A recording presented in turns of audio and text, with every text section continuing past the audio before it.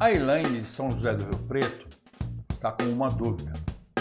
Ela diz o seguinte: antes da Torre de Babel, todos falavam a mesma língua. Ou os descendentes dos filhos de Noé tinham sua própria língua? Pergunta muito interessante, viu, Elaine? Ela está em dúvida justamente por causa desses dois textos que estão aqui.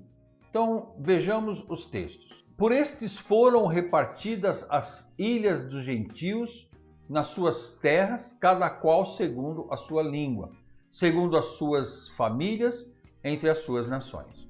O outro texto que nós temos é: eia, desçamos e confundamos ali a sua língua, para que não entenda um a língua do outro. Ok?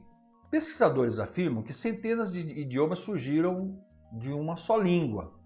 Mas aí eu pergunto, né? Como a base dessa linguagem surgiu e como se disseminou? Então, as linguagens, elas evoluem ao longo do tempo de uma maneira natural, que chamamos isso de dialeto, que é a designação para a variedade linguística que podem ser regionais. Exemplificando isso para a gente entender melhor, a língua oficial do Brasil é o português.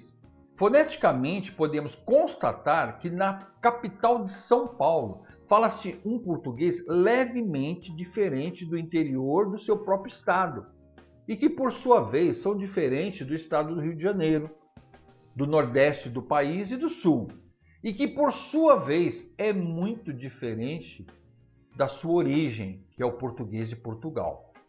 Essa diferença linguística é caracterizada pela distância territorial, e é isso que está acontecendo na língua citada em Gênesis capítulo 10, verso 5. O que diz lá em Gênesis capítulo 10, verso 5?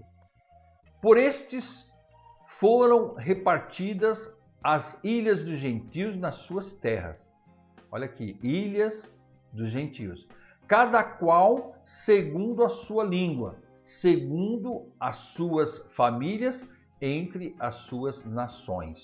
Mas foi em Babel que surgiu realmente as línguas inelegíveis, tal como hoje nós temos, por exemplo, vamos dar um exemplo, o japonês, o árabe, o inglês, o russo, o alemão. Então não existe nenhuma similaridade entre essas línguas.